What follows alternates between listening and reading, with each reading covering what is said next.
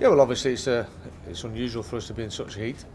Trying to adapt to it. We're in decent shape. We put about 3 weeks of conditioning before we came out here, but yeah, there's no doubt that it is uncomfortable and it's something we're not used to. The only time I ever played in conditions really like this was in Papua New Guinea, and after the game I remember Gary Schofield, who was a great, he was a captain of the team. He was in a really bad state with dehydration, shivering, and etc. So yeah, it is uncomfortable for us people from the UK, but like I said, we're in pretty decent shape and just grit our teeth and tough it out. I think the extra time we've had together has been a help. It will be the first time they've ever played together when they trot out from on Saturday when the team is announced.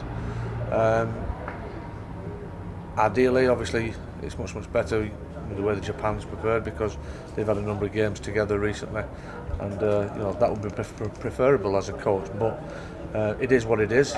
We've got obviously up to 30 players missing, but it's a fantastic opportunity for these guys, and I'm pretty sure they're very determined to grab it with both hands. Probably a little bit more teaching to do, trying to get people to understand the systems, etc. Particularly for what I want them to do in defence.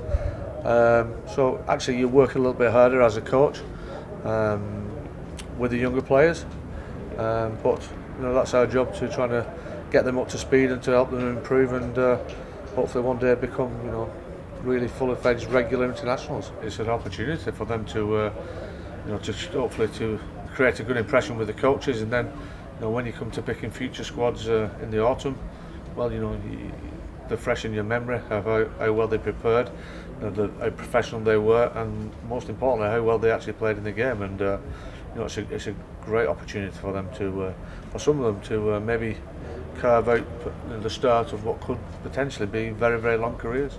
I couldn't really take anything from the Fiji game because the conditions were just atrocious, really, and it certainly didn't suit the Japanese style of rugby. From the week before against Tonga, I thought it was a very competitive game. Obviously, Tonga are a very strong team. I think did Tonga beat Scotland this year.